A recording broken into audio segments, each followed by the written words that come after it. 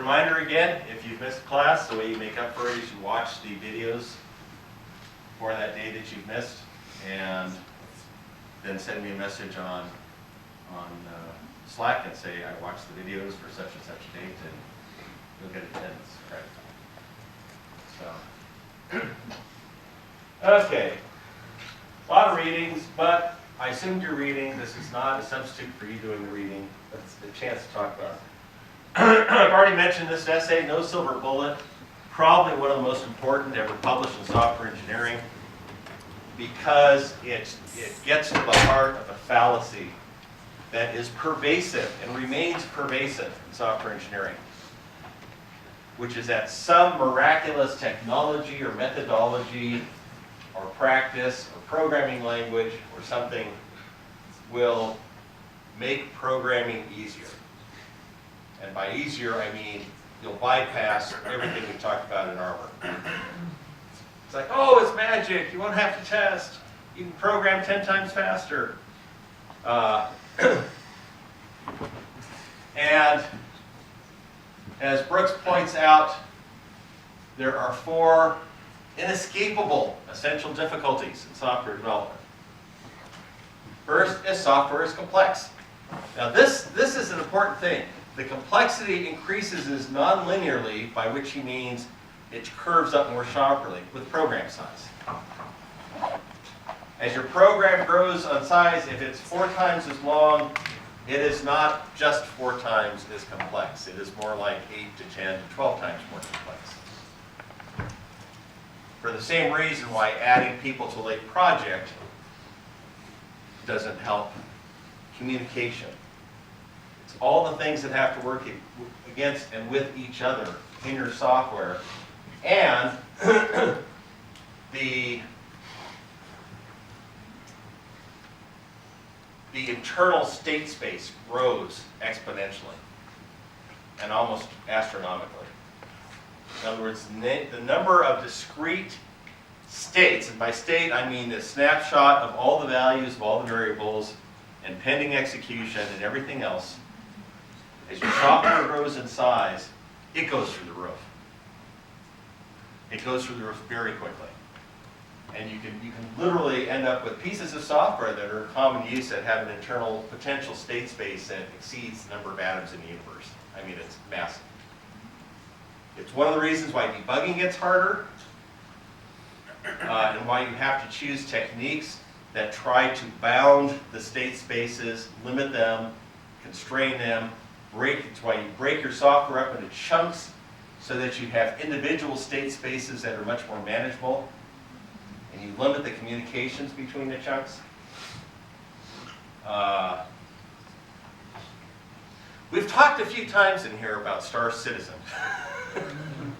For those who aren't familiar, this is how much have they raised? 300 million, 500 million? This is a Kickstarter project for a science fiction game that actually, Chris Roberts, I believe is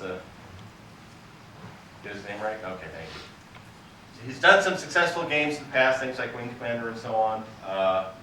And he raised just an ungodly amount of money to do this game, which was originally supposed to ship in 2015. Still hasn't shipped.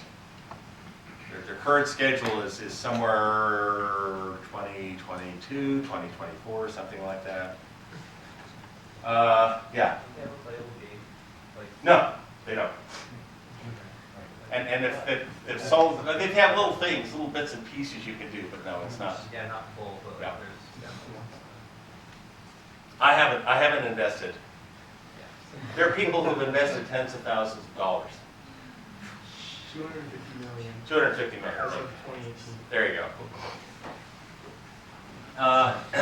And part of the problem is again, I'm having to deal with outside reports. I haven't done a full investigation into this, but I did comment on yet another article that said it's not a scam, it's just a very complex system. It's kind of like, well, you know, complex systems don't always ship. There's lots of projects that have consumed literally billions of dollars and have not shipped. And part of the problem, based on some of the readings I've done, is they just kept throwing in features, promising things and doing things. And of course, in my comment in the article, I said, start out stupid and work up from there.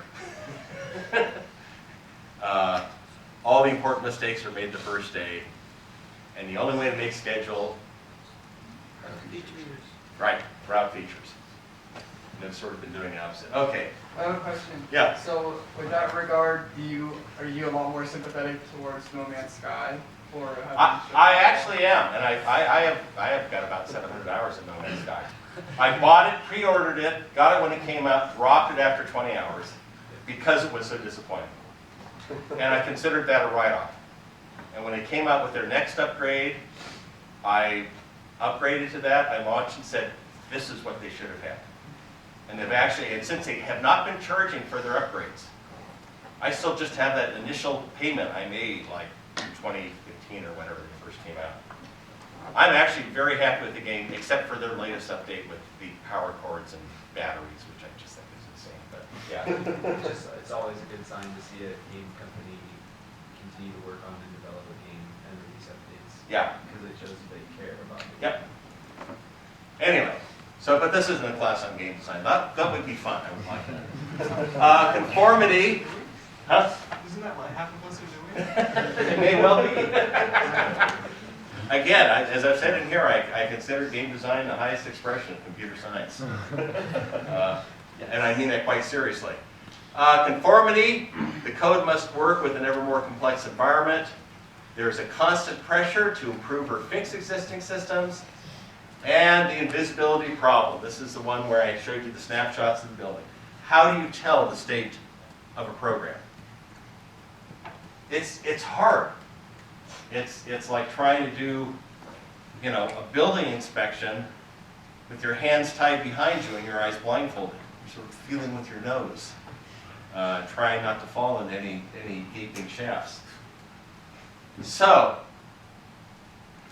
building software will always be hard, and this is why you should, over the decades ahead of you, remain skeptical of any claim that AI is going to do all our programming, or this new tool is going to make programming simple. Anyone will be able to do it. Business people can do it. That was the impetus behind COBOL 60 years ago. Business people can program in COBOL. I trust you. No business people program in COBOL. There are actually a fair number of programmers programming in COBOL still, because there's an amazing amount of COBOL code still in production. Things that do help. Buy it. Don't build it. If you need an accounting system, it used to be 20, 30 years ago, companies all over the world would develop from scratch their own accounting systems. And a lot of those projects would frankly fail. And a lot of them would be substandard or have bugs, or a lot of them would simply consume a lot of resources. And you just go out and, buy best of breed. And this is particularly true with the advent of software as a service. It's like, okay, I'm paying for this. It's going to be, available through a web browser. We can customize it for our implementation. So, let someone else specialize in that pain. Let someone who's already an expert in that, who already has the system up and working. We back 1990. Yeah, almost 30 years ago, at Pages. We raised money to do a word processor. I don't think we would raise money to do a word processor today. It's like, there's a couple of giants out there and a bunch of smaller ones, just buy it. Requirements, refinement, and rapid prototyping. This is simply the move to iterative and extreme development, which is, again, to start out stupid, work up from there. Or as it says in informatics, the only way to build, in fact, there we go. Next quote, John Gall, informatics. A large, complex system that works is inevitably found to have evolved from a small, simple system that works. That's, in my opinion, one of the big problems with, say, Star Citizen. you know, again, from what I've read, there are claims that they went out and hired hundreds of programmers, and to me, that's a big red flag right there. If I had been in Chris Roberts' shoes, I would put all the money in a nice yielding investment account and hired about 20 programmers, divided them up into 4 teams, each specialize on something, and get a small, simple version of what I plan to do that works. And then start iterating and iterating and iterating, adding stuff, adding developers, music, graphics, and so on as I need to. Great designers. Need someone who is really good at software design. There's a lot of badly designed software out there. Part of it is often the lack of a chief architect or an architectural team. Part of it is you have a bad architect. And there are bad architects out there. It's like there's bad programmers. But an elegant design will allow you to reduce complexity, allow you to partition the complexity so that you can make changes in smaller areas. It's part of what we talked about from the chapter in architecture on Accelerate, where they said what you... All right. Just want to tap my own stuff. Chapter on Accelerate that said what you want are loosely coupled modules. And these have APIs. And of course, you actually want to make sure this isn't too complex itself. But each one has got an API layer, and you can completely rewrite what's in here as long as it continues to adhere to the API. Everyone else doesn't care. But what you typically see with software is just sort of the classic spaghetti code. Stuff calling stuff all over the place. You may have some level of structure. There's nothing new about structured programming. I have books on structured programming that are from the 70s. You can write excellent software using old languages and old methodologies. You really can. Huh? Go-to? Well, that. Go-to considered harmful. Edgar Dijkstra wrote that article, I think, in the 1960s. So that has not been considered good programming for a long time. But you see in structured systems development, you can write great programs. The issue is that you have to have good designers, good programmers, good architects. Any observations, questions, personal horror stories on any of these issues? Or even positive examples where you've seen any of this stuff done right? Anyone? Yes? Yeah, summer I was at Google and the code there was so beautiful. Oh. Because I worked at a previous company and it was really high, and it was spaghetti code, but there everything was perfectly, not perfectly, but very well modularized and interfaced really well. Probably generally small, preference for small modules Yeah. or big modules. Yeah. Yeah. You want to keep, that's how you keep things simple. And that's how you build complexity, is by small, simple things that work. Yes? I mean, the buy versus build stuff, the BYU animation program could never pump out, both their movie stuff and the video game stuff without, video game stuff without a real engine.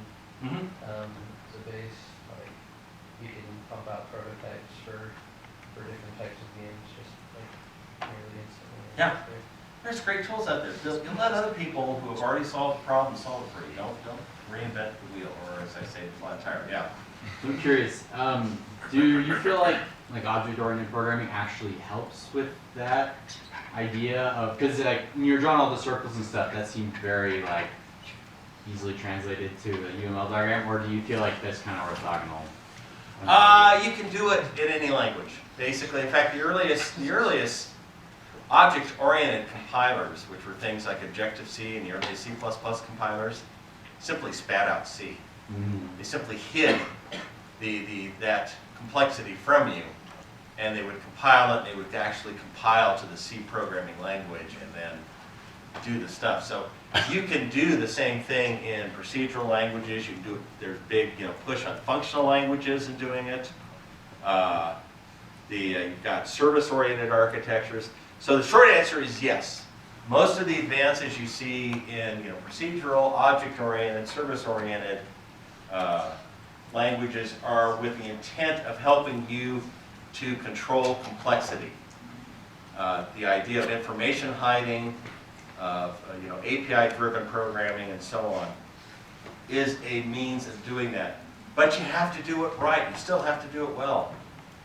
There's a ton of crap object-oriented code out there, so it doesn't, and that's part of the problem. That's why I wrote a book called Pitfalls of Object-Oriented Development.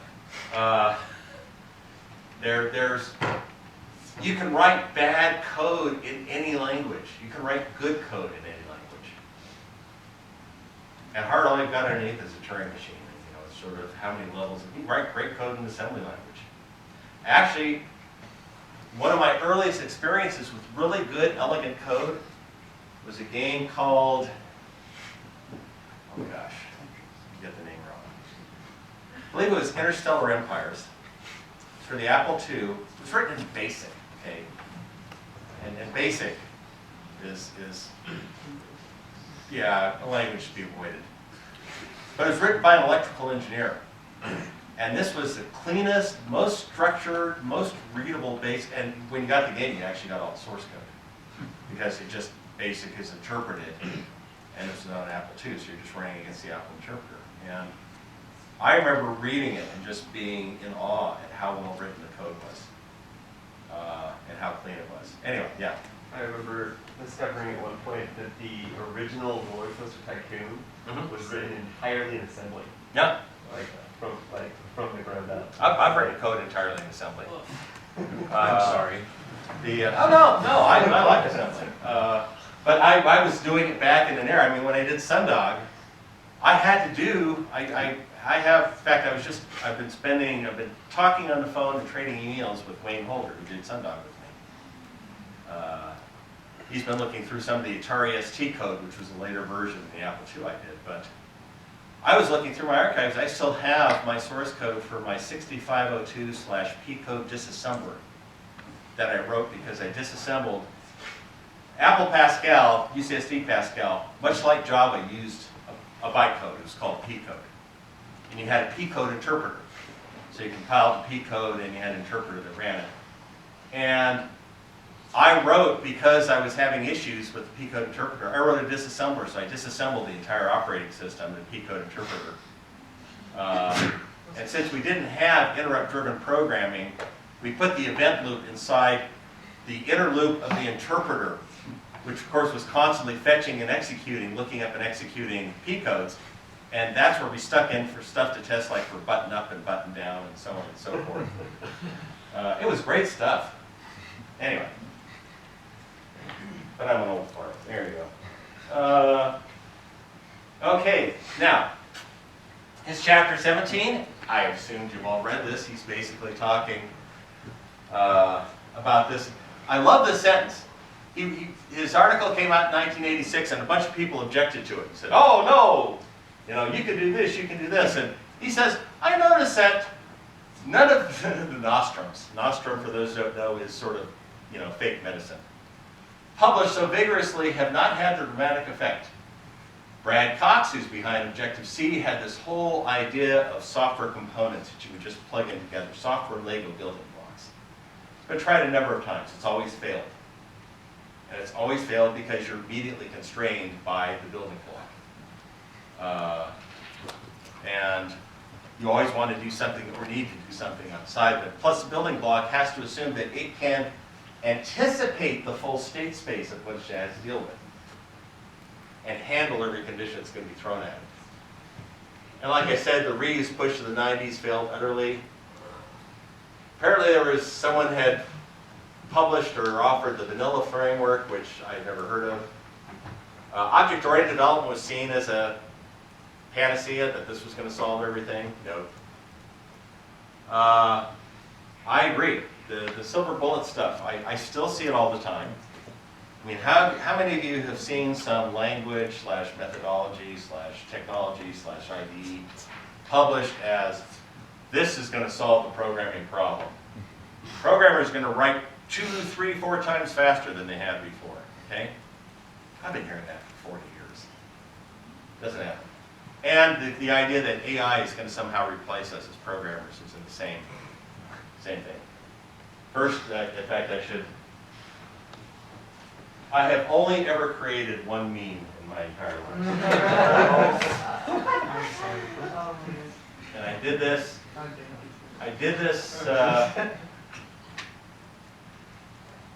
see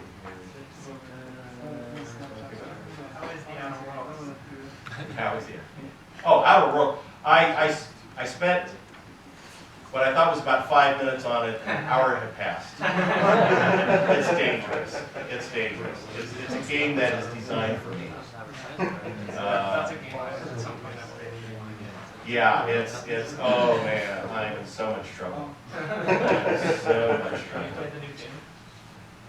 No, I haven't played the Doom. Let's see, can I get out there?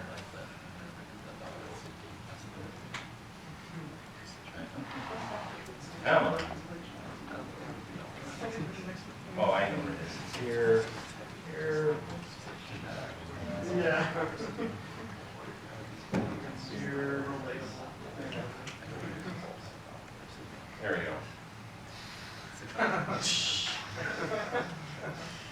Now, I'm the first to say there is true AI. I mean, at least we have very real development. I'm extremely impressed with what Google has done, and so on and so forth. But 90%, 95% of the stuff you see on Twitter and elsewhere saying, here's how AI is transforming business. Like, oh, horse crap. You know, it's algorithms, you know. A bunch of if statements. Yeah. You know, and again, I have tremendous respect for, I would have gotten my graduate, I took an AI class as an undergrad here at BYU. And when I started my master's at the University of Houston, AI was my focus. I took a class in pattern recognition that was really advanced applied calculus and statistics. One of the toughest classes I've ever had. Are you going to post that? But this? Well, I can post this on Slack. I use it on a regular basis, particularly on Twitter. Anyway. But the point is that far too much, it's kind of like the cloud, you know. And I have someone else's meme that says there is no cloud, it's just someone else's computer. Which is an important thing to remember. AI is a big business hype buzzword right now. It's a marketing term. Marketing term, it really is. And has you know, and mostly it's algorithms, it's not AI. It's kind of like, oh, okay, we did some weighted stuff, and yes. Well, I think it's interesting even within the field of AI, there's always like this idea like the holy grail of machine learning is being able to just use one algorithm to solve any problem, but there's kind of this idea of the no free lunch thing, which I think is some of this where Yeah. no matter what problem, you're always going to have some sort of heuristic, some sort of bias, so there's always going to be some problem to your solution where it doesn't apply to every problem. And without me getting too far off topic or slowing this down, when I took that graduate class, it was a semester after my daughter had been born.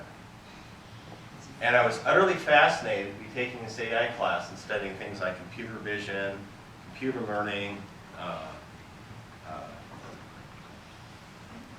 speech processing, pattern recognition, and watching my 5, 6-month-old daughter actually pick all that up.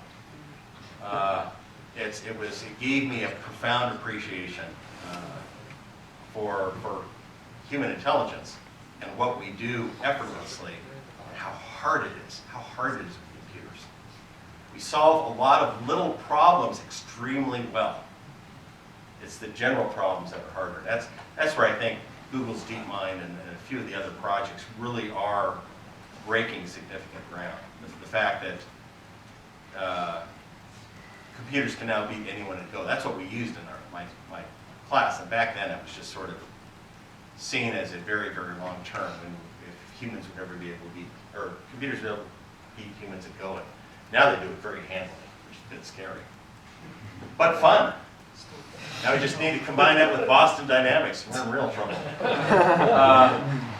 Anyway, any observations on this before we move on to other readings? I don't want to drag this out too long. Okay, now we'll shift entirely to the workplace. A lot of you have asked, how do you tell when we go to interview whether it's a good job? Okay, that's what Peopleware, the book, is all there for. That's a big reality check as far as what you look around and see and ask about. I can't believe that this is still an issue. It's kind of like, yes, people will just collaborate and great things will come out if we stick them all in a big open space. Whether it's, you know, all work tables. I mean, this is. I had a colleague, gosh, probably 30, 40 years ago. We're trading jobs about, or trading stories about job environments. And he said, yeah. He said, I may have already mentioned this. He said, I had one that was like hell. He said, there were 4 of us in an office with desks all facing each other, the boss and us 3 programmers. He said every time I looked up from the keyboard, the boss would look at me and scowl. I wasn't hunched over typing. Anyway, so it's the only people who like open spaces are frankly the finance people. And as DeMarco and Lister say, the people who force open space development on their developers almost always have offices of their own with doors that close. At Pages, in our early days, we were a startup, so yeah, we had desks divided in 2 or 3 different rooms. But when we closed funding and moved to our permanent headquarters, I insisted that every single engineer have an office of her or his own door that closed. And I got it. And it made a big difference, and I think it helped us in our retention. We have this attitude that if everyone can't have a window, then no one can. And goals are focused on ease and flexibility of setting up the workspace, not on the productivity. Let's take a few minutes. How many of you have worked in open space development environments? How many of you liked it? A couple. That can happen. How many of you dealt with distractions and interruptions from the people around you? Again, we get back to the issue of flow. And actually, I think that goes to the next slide. You never get anything done here around between 9 and 5. Somewhere in my files, I have a Rich Tennant cartoon from the Mercury News. I used to have a series of cartoons on real programmers. And this one shows an office building with all the lights out except in one window, a little balloon coming out saying, wow. The caption was, real programmers get their best work done between 10 p.m. and 3 a.m. And the reason for that is that people stop bothering you. You don't have meetings, you don't have phone calls, you're not getting pinged on Slack or getting emails. You don't have people walking by, opening your door, or standing at your desk and saying, oh, let me talk to you about this. When I was working on Sundog, I actually had a quiet area that was my own. I mean, we were maybe half a dozen people, so it's not like we're all crammed things. So I worked off, and I think at this point it was an actual office, though I didn't have to close the door much because we didn't have a lot of people. But I was in the middle, I was doing graphics programming, graphics library programming, operating system level stuff, assembly level stuff, besides the game itself. I was in the middle of doing something this one day, and you know how when you're programming, you just start to build this whole construct in your head. You're adding pieces because you know this is here, and you're just carefully keeping them there. And I'd been programming for a couple hours and had this construct in my head. And Wayne Holder, good friend, company president, my boss, came in to ask me something. And I knew if I said a single word, it would all vanish. And he came, sort of knocked on the frame and said, "Hey, Bruce, I wanted to ask you about this." And I turned and looked at him. And he sort of looked puzzled.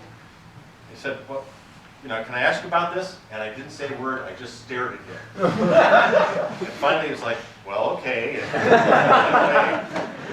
And I spent about another hour finishing up what I was doing. And when I was all done, I got up and walked in and said, "Wayne, this is why I didn't talk to you." He's like, "Oh, okay, I understand." Because he's the same way. Wayne's one of the most brilliant programmers I've ever known. So,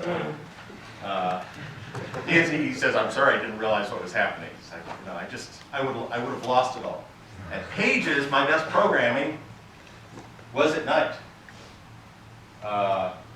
Particularly starting about 6 o'clock, so once all of management goes away. And it was two main factors. One is my body would get just tired enough that I didn't feel restless. I didn't feel like I had to get up and do anything. Be in my office, I'd have music on, I have any number of albums and playlists, which are my programming stuff, like complete works of Elton John, or complete Blues Blues, things like that. And you get into the zone, and I'm just doing this and doing this and doing this, and I look up, it's 2 in the morning. And I would typically program until I started to fall asleep, which is usually about 2. And then I would either get up and go home, or if we were in a real crunch, I would set an alarm, put my feet up on my desk and sleep until about 6 a.m.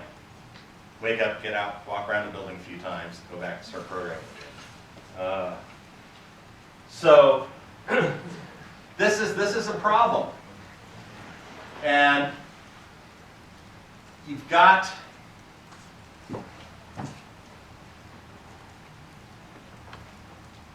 what you don't, well, top performers, basically they're finding from observation, they're talking about not, that when they have done various studies, you'll find that most of what they have in Peopleware is research-based. Individuals and teams they find who are most productive have space that is more private, larger, quieter, better protected from interruption. And that's what you want if you want a high-functioning software development team. You want to protect them from interruption. Whether it's in day, if you don't do it in the day, they'll sort of do it at night. One of the arguments I had with John Curry, and he was our CFO, I learned a tremendous amount from him. But he was an accountant and a CPA, and he's always looking for ways to deal with. When you have venture funds, you get money, and you don't have products, so all you're doing is burning money. And when you run out of money, you run out of money. Close. So you either have to cut staff or bring in more money. And we went through both issues there. But at one point he came to me because there was a group of 4 of the engineers who used to go off for 2-hour lunches. And he was sort of, these guys are gone for 4 hours. I think we need to, and I said, John, they work 60 hours a week. I said, I could care less how long they go out to lunch. They're getting their work done. They're here late, you're not. I didn't say that. I said, they come in the morning, they program, they take off for these lengthy lunches. A lot of what they talk at lunch is figuring out their respective problems and things they have to coordinate. They come back and they work into the evening. I said, I have 0 issue with that. That's basically, if you want people to be productive, you need to remove the distractions. I had the same argument with John about, we had a kitchen in our offices and we kept stacked, just with nuts, M&Ms, and soda, okay, Not this incredibly over-the-top stuff you see in Silicon Valley. Just simple stuff. And John, always looking for places to cut funds, sort of brought that up. He brought it up a couple times. And I said, John, the amount of money that you would save in a year's time by not providing this stuff would not begin to equal the money we would lose right off the bat if one of these people walked out the door. And the impact it would have on the overall project schedule. By the same token, we had a standing thing where if 3 or more developers were working after 7 o'clock, they could order dinner. There were a number of restaurants in the industrial area, Kearney Mesa for any of you who know San Diego. Number of restaurants in the area, they could order dinner, the company would pay for it. And John raised the same issue and I gave the same answer. I said, this keeps them happy. My job is to do my best to keep them happy and keep them here, because I don't want to lose any. Any experiences, pros and cons with any of these issues? Yeah, you guys just want to get out of here. All right. Okay, saving money on space.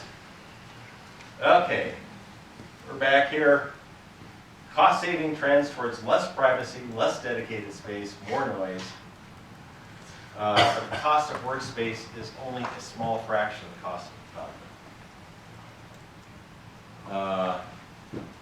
And there are literally no studies that support the frequent claims of greater productivity and interaction and spontaneous development in open spaces. What you find is that greatest productivity is where you have low noise, lower density, and where people can't be distracted. That's where you have the greatest development of productivity. Where you can't be interrupted, or you're interrupted far less often. That doesn't mean great work isn't done in lousy environments. It often is, but it's because, or in spite of the lousy environment, not because of it. Thoughts, observations, experiences. Okay. So why isn't this obvious? Because most firms don't really know how to measure productivity. They measure it the wrong way. Back to metrics. How do you measure the productivity of the development team when you have active, ongoing investigation and intervention required? A lot of that is actually answered in Accelerate and in the whole body of literature on DevOps with continuous integration, continuous development, automated testing, good automated testing. I'm on a mailing list for people who used to work at Next, even though I never worked at Next. I wrote the Next book for Addison Wesley, so a lot of people at Next know who I am, and they added me to the private mailing list. A lot of the current complaints there are frankly over quality issues with iOS 13 and with the latest Mac OS release. And these are people who have been in the industry and have been using Next and then Mac OS 10 software for 30 years. And it's like the latest iOS 13 just lost all my messages. They're gone. Can't recover them.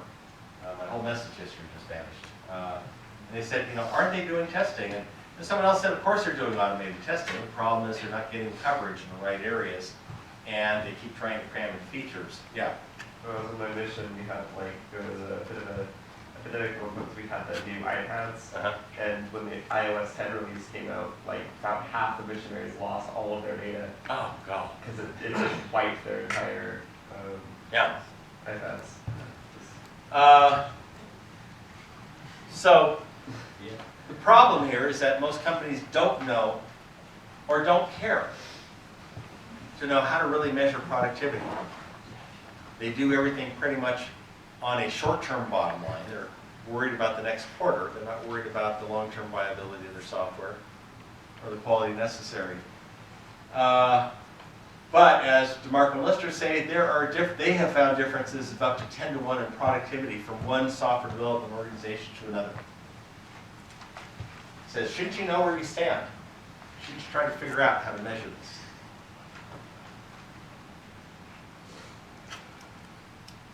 Any other comments or questions?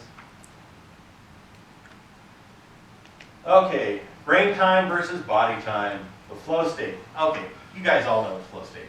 You've all had the experience of, getting to programming and suddenly the world just sort of fades. And you're living in this virtual universe and the code flows from your fingertips. But as a note, sense of euphoria, unaware of passage of time. And it takes time to get into that state, and any interruption pulls you out of it. And then you have to spend the time to get back into it again. The problem, I like this. Can't you do your thinking at home? Just code when you're here. True story, I don't think I've told it to this class.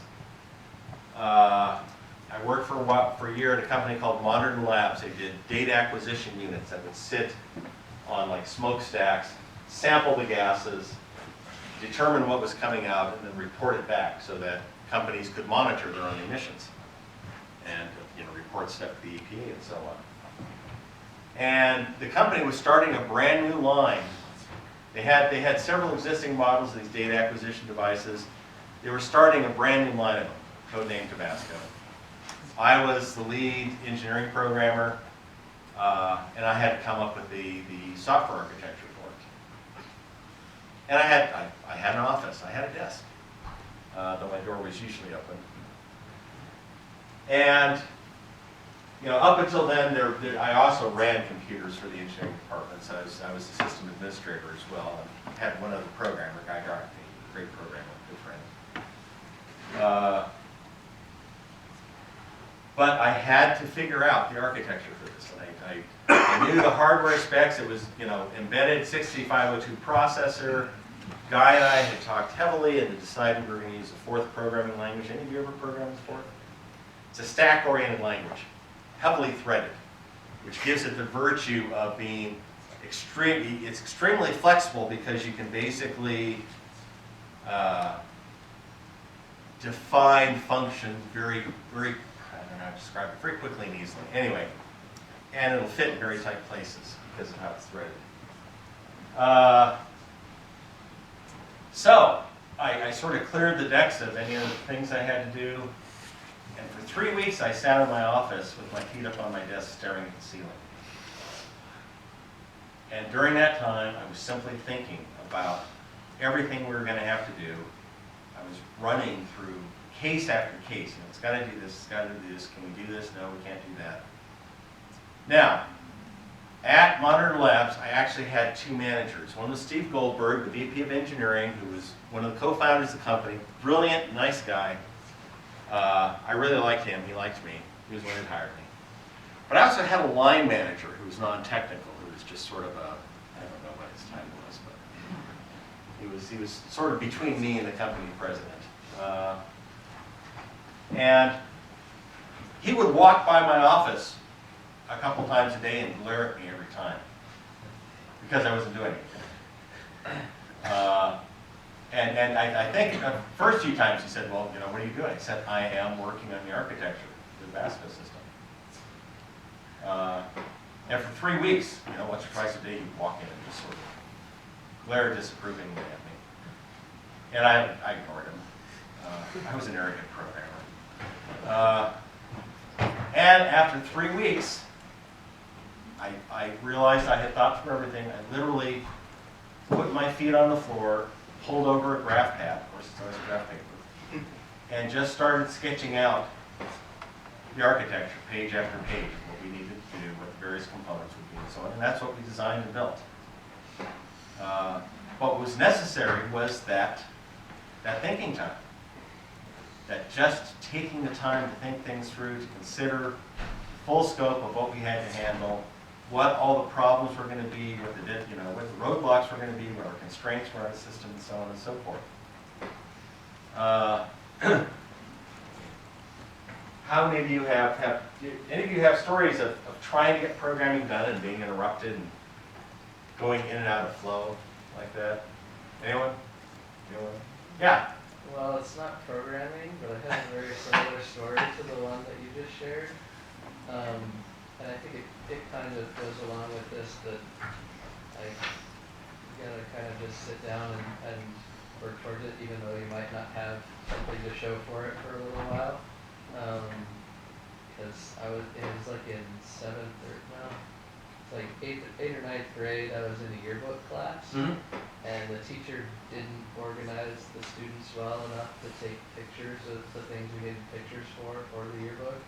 So when the time came that we were putting together pages for it, I'm sitting there Trying to think trying of to find page, stuff for what's our missing. spread. I looked through literally our entire library of photographs that we'd taken on the computer, and her desk is right behind mine in this like computer lab style room. And I'm looking for it, and I don't find anything that relates to the subject of our spread. And so this teacher sends an email to my parents saying that I didn't do anything all day long in class that day, and I was just like, nope, that's not right. But that is very similar, actually, yeah. We had someone, one of the people in management of my company, I think probably read this actual chapter of the book. And but I think he may have taken it a little too seriously, because he started to make it so that it was like we weren't supposed to talk to anyone else at the company. Well, sometimes you have to talk, I mean. Yeah. And so we'd have questions about something we knew that the person next to us could totally answer like right away, but we weren't allowed to say anything. And Yeah. became difficult. Yeah, I just recently started a like on-campus job, and actually today the programmer is a couple desks down from me.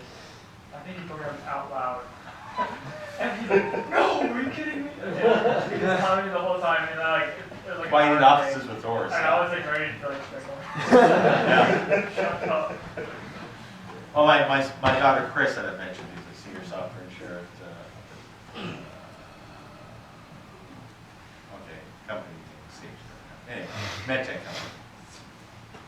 When she was first there, she was being driven nuts because there was this one program who she'd be working and just come up and kept talking to her, and she's like, go away, and she put her noise suppressing headphones on, but she said, he'd come up and just start talking anyway, and if she didn't seem to be listening, he'd talk louder. Any more hands here? This is an issue, this is something to look at and to consider in your job interviews. The telephone, now he's talking mostly about how the telephone ringing can distract you. Now the issue is going to be whatever messaging and various communications and social media you're involved in. There are times you just have to learn to put it down. Lock yourself. There are apps that will like turn off all social media on your computer for a certain period of time, or on your phones or tablets.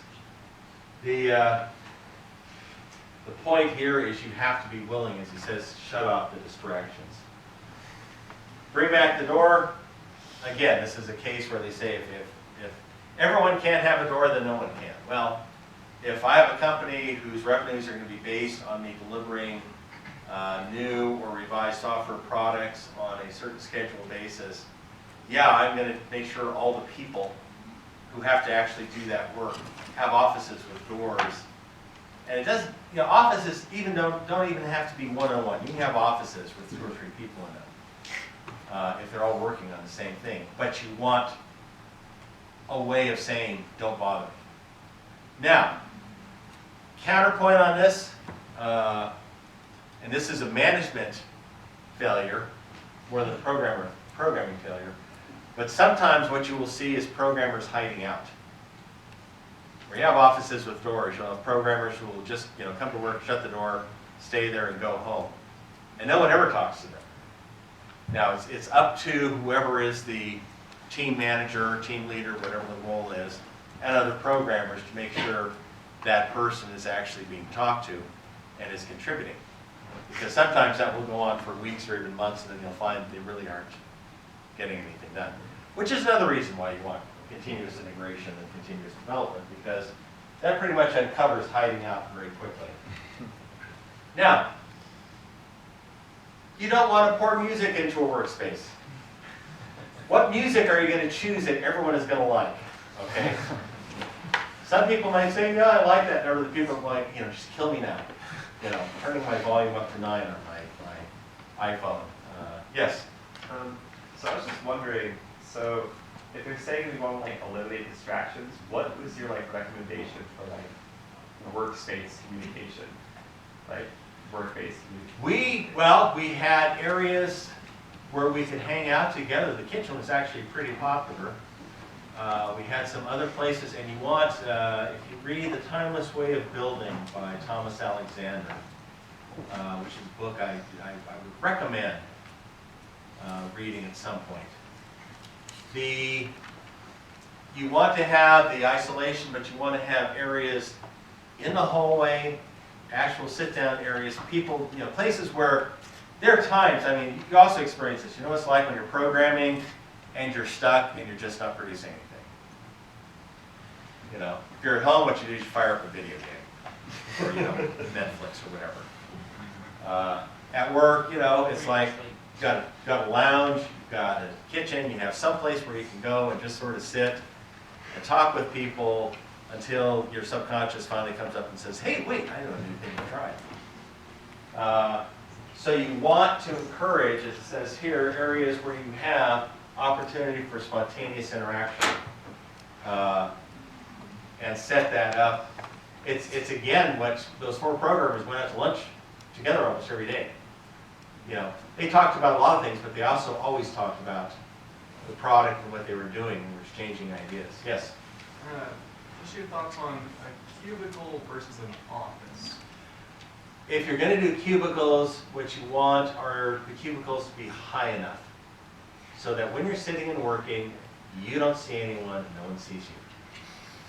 A lot of workspaces say, oh yeah, we want you all looking at each other, because that'll be spontaneous interaction, or we want you all sitting at this long table.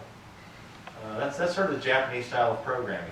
You literally have programmers in a long table, each having about 36 inches of space, and they're sort of elbow to elbow and trying to program. The reason Japanese don't turn out a lot of great software. Yeah? What's your opinion on workspace messaging apps like Slack or? Well, it's the same thing. You may need to turn it off. If you want to get work done, just shut down Slack, turn off notifications, and work. Much the same way that I, went do not disturb at the start of the class here. So any call, any message, or whatever doesn't get through, so I turn that back off. Yeah. Well, Slack even has a thing where you can have notifications turned off, but you can say, if you really need to get a hold of them, you can just force it through, Yep. And so then, if it's really important, they can get a hold of you, but if it's, lesser, then they can wait. I know I sometimes send out channel blasts at strange hours. I apologize for that. Because it's like, oh, this occurs to me, and then I send it out and say, oh, wait, it's like 11:30 at night. So sometimes I should probably just wait till the next morning to send stuff out. But yeah, the point is to reduce the distractions there. Oh, timeless way of building. Alexander and workspaces. Cubicles are almost direct opposite of Alexander points out for useful workspaces. No two people have to have exactly the same workspace. Boy, this is a problem. Because we get back to the idea that what you've got in your workspace is sort of status. If I have a window and you don't, then I'm more important or more beloved or whatever. When I went to work for PricewaterhouseCoopers, major international corporation, great organization, enjoyed my time there. Was in DC. I had my own office with the door that closed. And the office had, built into one wall, a desk, and then you know, the overhead cabinets that you can like open up like that. It was set like that. So I had my computer, had my desk, had my phone there, had that. I could store stuff. I could store stuff on the top. It was probably about 5 feet. But I have hundreds of books. So one of the first things I was asking is, can I get a bookcase? Can I get a bookcase? And I may have already told the story. I apologize. And it was like, well, no. In fact, there was ongoing competition, kind of like, you know, the famous fruit statement. Competition for waste paper baskets and extra chairs. They would vanish out of cubicles and offices. People would take each other's. So I realized after a few weeks that I wasn't going to get any bookshelves there. So I went a few blocks away to Staples, and I got 2 48-inch by 72-inch bookshelves and had them delivered to my office. And put them in. You should have seen the people gather around. How did you get those? I said, I bought them. I said, did the company pay for them? I said, no, I bought them. I was making a nice 6-figure salary at Price Waterhouse. This was maybe, you know, $300 worth of bookshelves. It was minor. And I know there were a lot of people who were very jealous of my bookshelves. I still have those bookshelves, by the way. When I left PwC, I had them hauled out and moved to my home, and I still use them.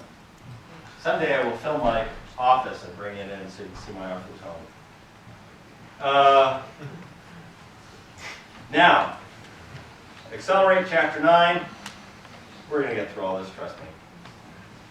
Do you want to take a biology break, or do you want to push through and just get the stuff? Push? Okay.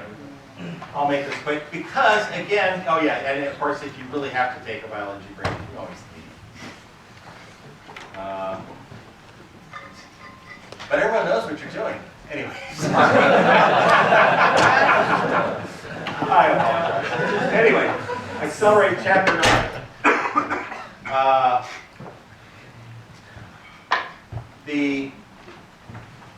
They talk about deployment pain. The pain of pushing out a deployment. Putting something new into production.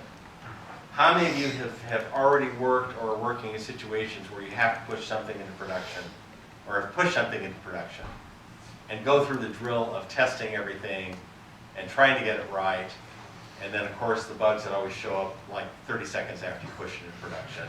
You have to pull it back. So anyone want to send? I see a few nods here, and I suspect a lot of you haven't been there yet, but anyone want to share some particular horror stories or experiences? Yeah. It's not, wasn't too, well, maybe. So there was this, so for our Docker container, we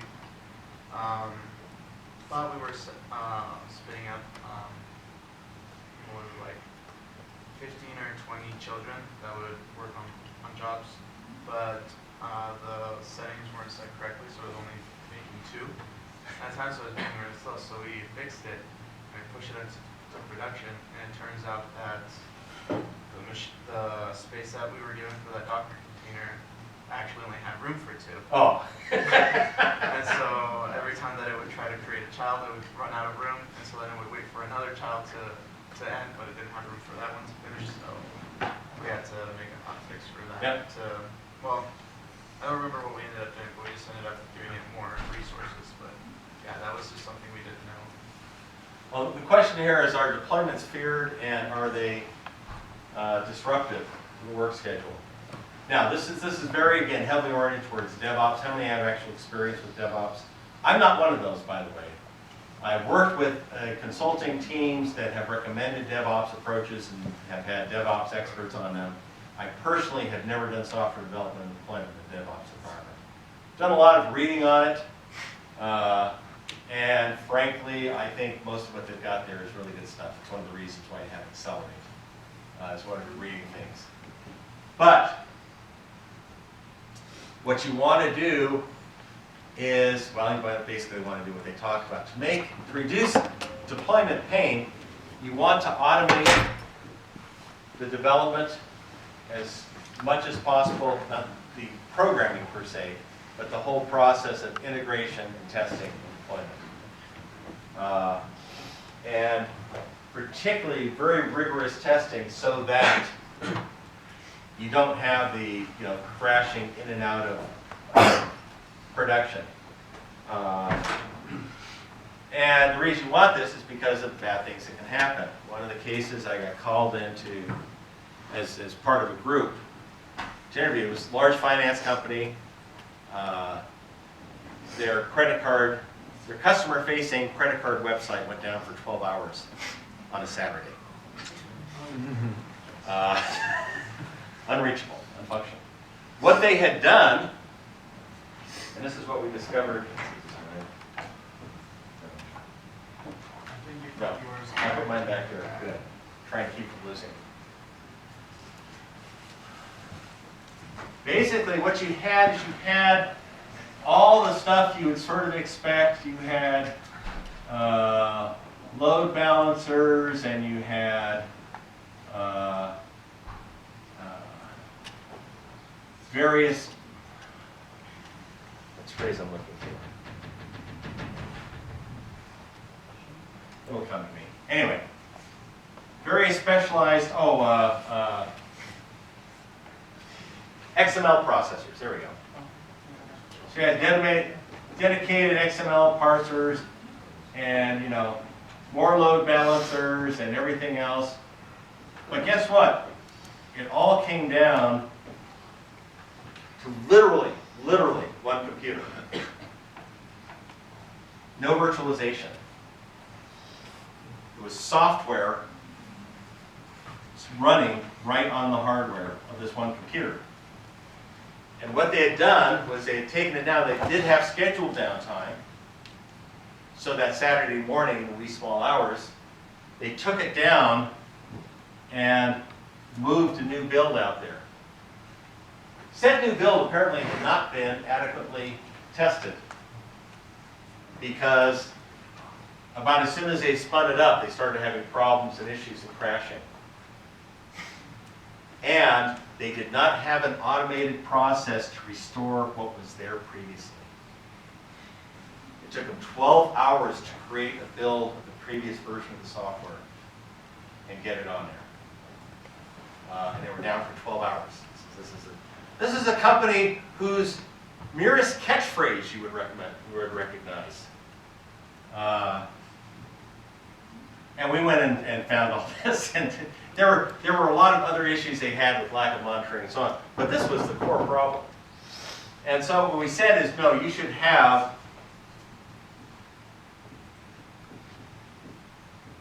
first at least 2 or 3 hardware platforms, so if anyone goes down, you've got it. And then what you want to be doing is running virtual machines. And then when you want to test a new load into production, you put it in one virtual machine. And you direct a small portion of the traffic there.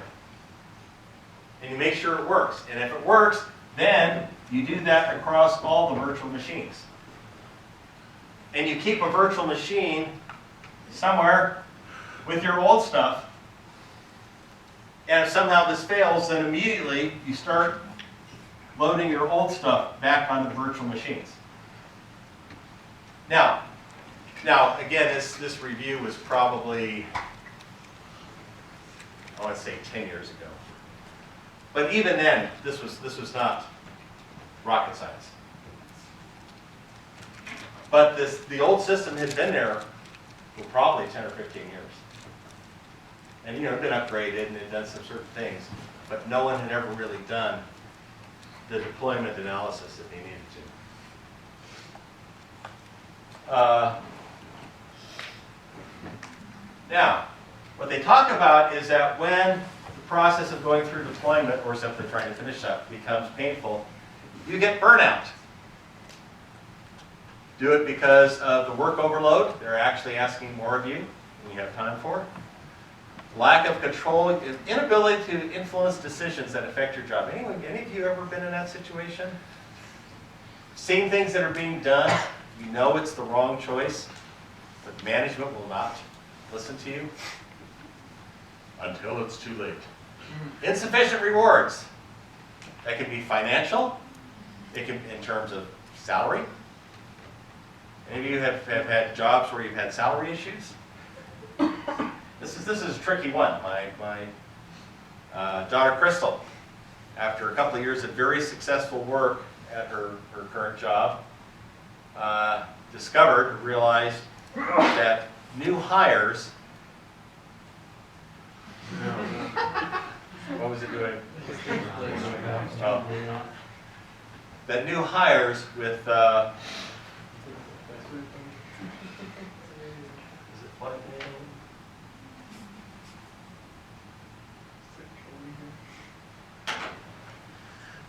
It's so sad having glasses. No, it's fully charged. I don't know what the problem is I there. think it was more of a display problem than. Okay. Anyway, new hires coming in were making $10K a year more than she was making. Because job competition here in Utah. Plus, by her own admission, when she negotiated her salary, she had sort of wussed out from asking what she really wanted and accepted a lower offer than she was sort of hoping for. So she actually went to her manager and said, look, I've been here. By this point, she'd been there for 3 years, and I've been here. Here's all the things I've done. Here's the track I'm on, so on and so forth. Here's what I know entry-level people are making. I think I deserve a raise. And she got a big bump in her salary because they did not want to lose her. Institutional, in terms of promotion. Social, meaning whether or not you like it. Unsupportive work environments. How many of you have worked in situations where either management and or fellow developers were annoying, frustrating, hostile? I left my dream job, which was working at NASA, spatial flight simulators, because management was so openly hostile towards all the engineers.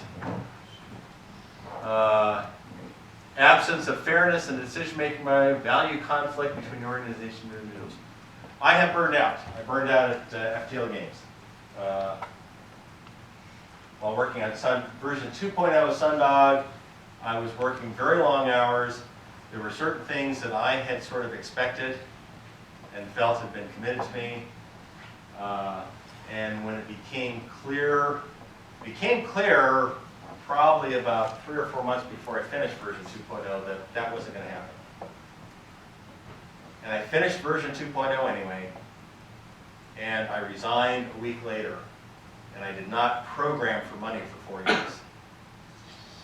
I was so burned out. I actually had job offers for game design and game development and so on.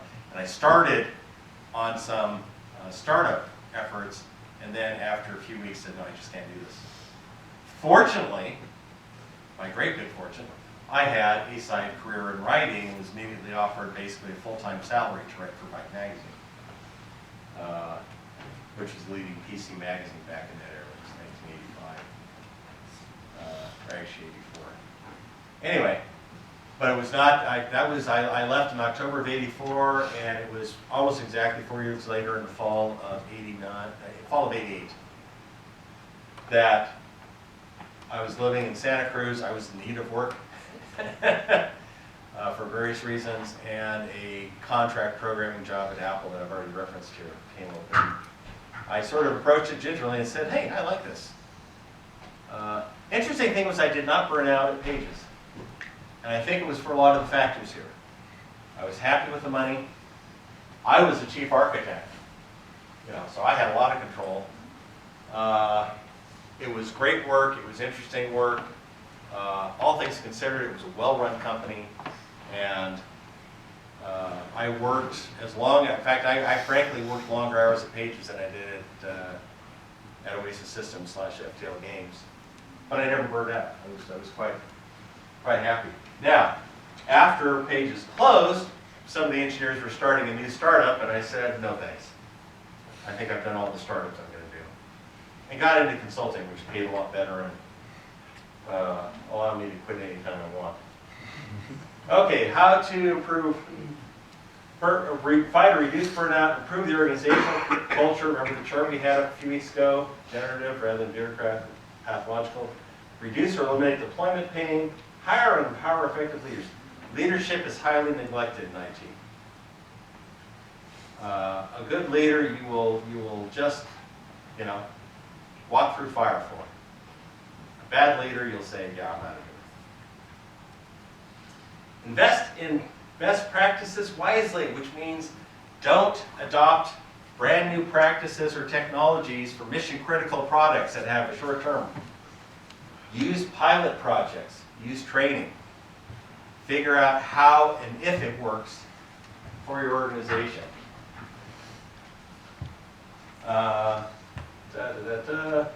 Okay, we're on a home stretch here. I've already made reference before to the thermocline of truth. Once again, how many of you have ever gone swimming in the lake in particular? You feel that the top foot of water is really warm and then it's like icy cold underneath. You have the same thing in the ocean, but it tends to be a bit more gradual. But if any of you've done scuba diving or snorkeling, you start off and it's like, oh, this isn't bad, and then you get down maybe 10, 20, 30 feet, and all of a sudden you hit all this cold water. You get a thermocline of truth, which is who knows what's really going on.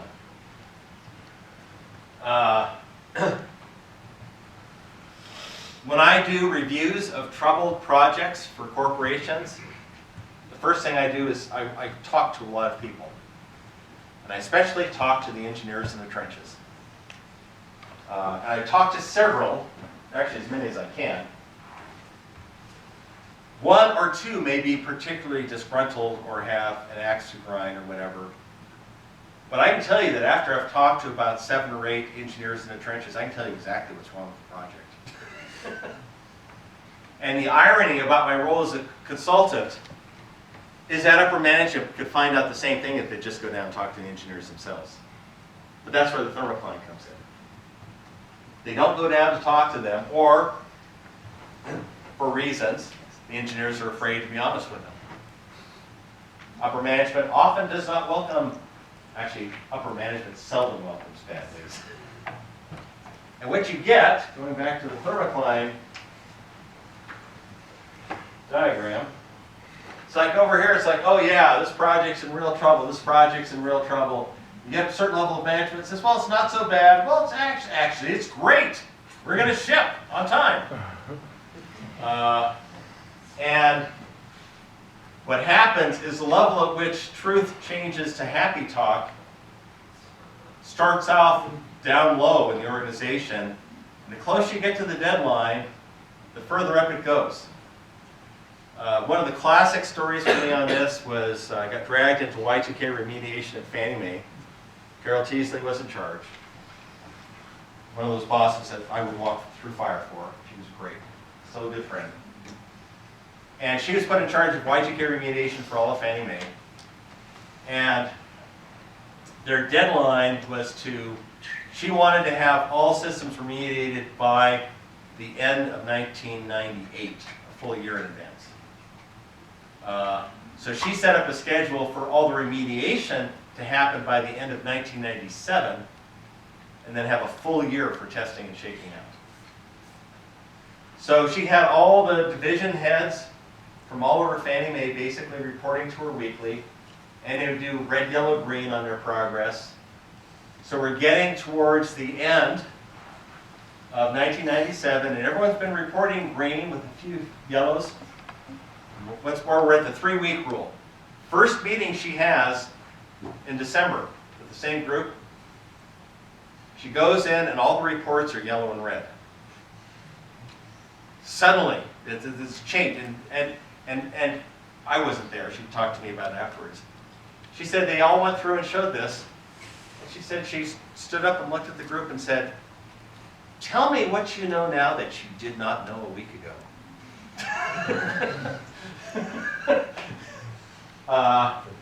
And of course, they end up looking either dishonest or incompetent. The fact that all these projects suddenly flipped from green to yellow or red in a week's time. But this is what happens. This is why you have the 3 weeks before ship. Suddenly everything slips and slips for 6 months, and goes for 6 months, you go through the same process. And as I say there, how to avoid it? Reward honesty. and upper management has to actively seek out realistic feedback. I remain amazed. I run across constantly stories of projects where management knows what they've got is crap and are pushing it out anyway. There's somehow this idea that, yeah, we can push it out, yeah, it's crap, but somehow magically customers will be fine. And usually what they end up doing is just losing a lot of customers over it. Anyone had experiences with this sort of stuff? Have you seen things where upper management didn't really want to hear the bad news that you had to say? Well, get ready for it. I trust me, all of you will do it. Okay. Anatomy of a Runaway Project. This was another project which I reviewed 3 times in 3 years. I'm going to trust you've all read this article. It was the actual memo that I wrote on my 3rd review. We had, the company that's working for OSG had some consultants in there, and they kept giving feedback saying, oh, this project's in so much trouble.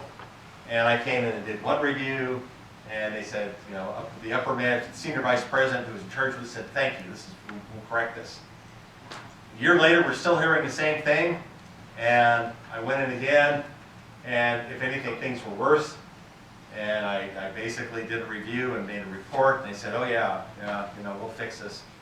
And then the 3rd time, our consultants in there were just like, you know, kill me now. This is the worst project I've ever been on. And I went in and did the interviews and did all the research and so on, and I wrote what the senior vice president got is literally the memo that you read on this thing, except with all the true names there. And it was, I didn't even give it to him directly. I gave it to Tony Gibson, the head of OSG, and he gave it to the senior vice president. And it was probably as blunt an assessment as I've ever given. If you actually read the article, you know that. If you haven't read it, go read it, okay? Yeah. I pulled no punches at all, because this is my 3rd time. It's like, guys, you're not listening to me. You know what happened? The whole project was shut down a year later, and he was fired. The senior vice president was fired. They still didn't implement any of it. So, septic code. This I don't want to pick on Star Citizen. But when you have a large mass of code and you don't have proper constraints on the quality, the architecture, the design, the implementation, you can get code that's so bad that it never goes into production. This frequently happens, believe it or not. The biggest project I can point to here was that there was an enormous IT project for the United Kingdom's medical benefit system. They spent £10 billion, about $16 billion. They finally shut the project down. They reviewed the work product and said there is nothing here that we can use.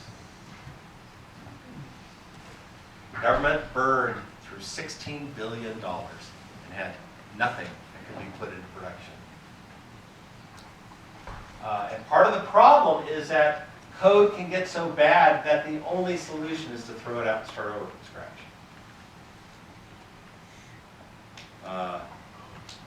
You keep hoping a miracle will occur. You keep throwing stuff at it, and it's not even that all the code is really that bad. It's that the internal communications and design is so chaotic that it never stabilizes. You cannot hit a stable state. Every time you make a change, it has these ripples throughout the code base, and suddenly other things break, and you just go back and forth. People keep changing stuff, and it keeps breaking stuff elsewhere, or you keep discovering that you're uncovering brand new scopes of complexity that you haven't done yet. Noted frequent causes are just bad engineers or architects, not hiring them, doing too much too quickly, lack of conceptual unity, and of course, as always, lack of effective software quality assurance. And this gets, I think I've already mentioned this one, do not defer the difficult in IT projects. This is so hard because it's such a temptation. You want to make progress. There are a lot of tools that allow you to do a lot. You know, you can get 50 to 60% there very quickly. And you have the sense of, Zoom, we're making progress. And you know, it took us 3 months, and we're 50% done, therefore we'll be done in another 3 months. And it takes you 2 years, if ever. The analogy that I use in the article is like taking a bunch of ingredients for a cake and then putting whole walnuts still in their shells in with the flour, then running it all through a sifter. You know, and all the flour and sugar and spices all go right through the sifter, and it doesn't matter how long you sit and shake that, the walnuts just stay on top of the screen. And the only way to get them through is to take them and, you know, shell them and then pound the walnuts to dust and then let it sit through. And the real problem by deferring the hard problems is you end up with mutually conflicting solutions. I said, say I have 2 really difficult problems in this code that we haven't really addressed yet. And you get to there and you've got a lot of code already in place. The program already works a certain way. And you got, well, we got these 2 programs and the problems. People with problem A say, yeah, we have a solution. People with problem B say, yeah, we have a solution. And the solution's mutually incompatible. In other words, if you use one, it prevents the other. And often what you have to do is you have to go way back and get back and get the proper foundation. This is why, for example, in your architecture and design documents, I ask you to identify the hard problems. Because you need to think about those early, you need to plan for them. You don't have to even solve them, but you need to know what they're going to be. Now, the really nasty part is sometimes you don't know what they're going to be because they show up late. It's part of your discovery and invention process. And it's why some software products turn out just to never be feasible. You start off thinking you can solve it, you get to a certain point, and then you just can't solve it.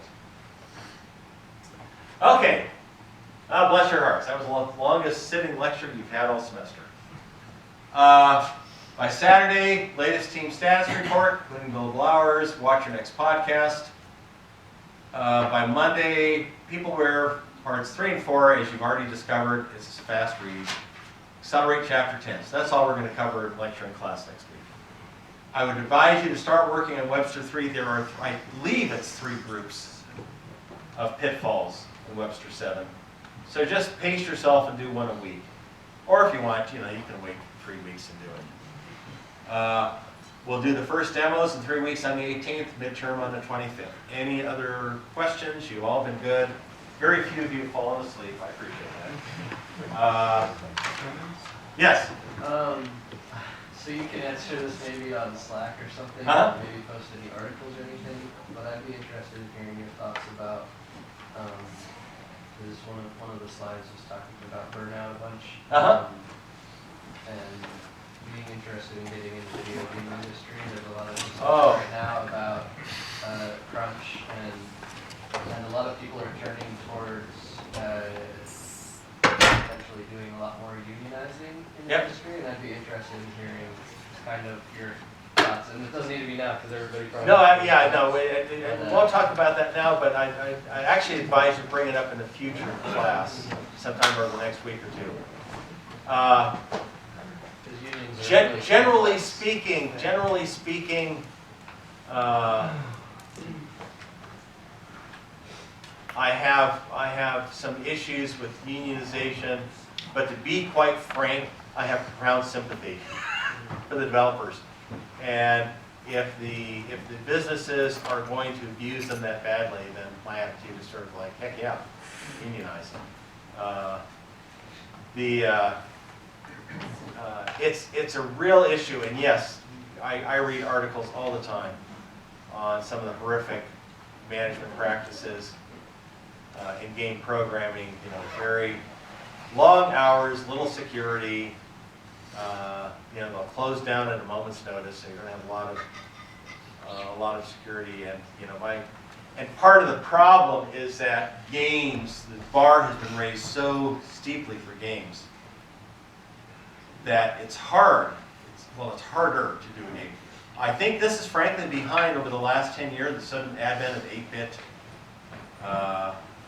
game architecture, or not game architecture, but 8-bit graphics and so on. It's kind of like, let's not try to do the photorealistic, you know, 3D modeling that does everything. Let's do something simple and focus on the game design. And part of my idea in game design is an awful lot of games that spend a lot of time and money on graphics have poor underlying game design. Yeah, it's just, it's poor. They try to make up for bad game design for a lot of other things. And you really need, if you have a great game design, you can sell with actually a very simple interface. There have been some great successes, particularly in the indie game world, where the interface is very simple, but the games are so well designed. They're such good game designs that they're compelling. Anyway, so that's it. See y'all in a week. Happy Halloween. Yep. Oh, attendance. Wait. Let me first. Yeah, you know. Thank you. Yep. Yeah. Saying somebody already left. Yeah, someone did. That's okay.